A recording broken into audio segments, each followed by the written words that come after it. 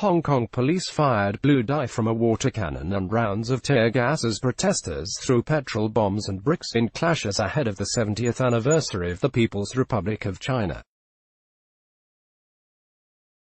Despite organizers not requesting permission from authorities, thousands of protesters marched in Hong Kong's usually busy shopping district on Sunday. It was the 17th consecutive weekend of unrest in an ongoing protest movement that has seen both large-scale peaceful marches and violent clashes with the police. Police detained protesters during the demonstration in Hong Kong. Riot police fired tear gas after a large crowd of protesters at a Hong Kong shopping district ignored warnings to disperse in a second straight day of clashes, sparking fears of more violence ahead of China's National Day. The violence came 2 days before October 1, when the People's Republic of China will mark its 70th anniversary. Although Sunday's march drew thousands of peaceful protesters of all ages, it took an aggressive turn. Police and protesters clashed on Sunday afternoon, with protesters throwing bricks and petrol bombs and setting fires on the street. Police fired tear gas and pepper spray at protesters. Police also used a water cannon equipped with blue dye, aimed at staining protesters to make them easier to identify later, to clear people from the area around the legislative complex, an area that has often been a target during the ongoing demonstrations. On Saturday, protesters gathered to mark 5 years since the start of the pro-democracy umbrella movement that brought parts of the city to a standstill for 79 days.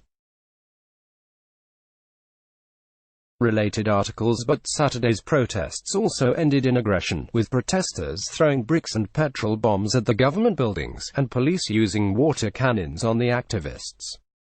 Anti-government protesters have continued its call for Chief Executive Carrie Lam to meet their remaining demands, including an independent inquiry into police brutality, the retraction of the word riot to describe the rallies, and genuine universal suffrage.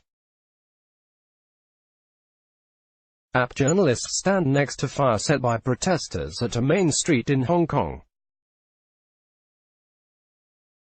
China's National Day. As Hong Kong demonstrators continue to protest, mainland China is preparing to celebrate National Day. On Tuesday, President Xi Jinping will oversee a special National Day military parade in Beijing, featuring about 15,000 personnel, more than 160 aircraft and 580 pieces of weaponry and equipment. Hong Kong's leader Carrie Lam will head to Beijing on Monday to take part. Back in Hong Kong, protesters are already gearing up for more demonstrations to coincide with National Day. Pressure will be on the Hong Kong authorities to ensure that the city's unrest does not overshadow Beijing's celebrations. Besides the anti-government unrest in Hong Kong, she is also facing other challenges, including the ongoing US-China trade war. A pro-democracy protester screams out as she is tackled and arrested by police during clashes after a march on September 29, 2019 in Hong Kong, China. Pro-democracy demonstrations have entered its 4th month as Hong Kong braces for the 70th anniversary of the founding of the People's Republic of China, with a series of pro- and anti-Beijing protests scheduled towards October 1. Let's block ads. Why?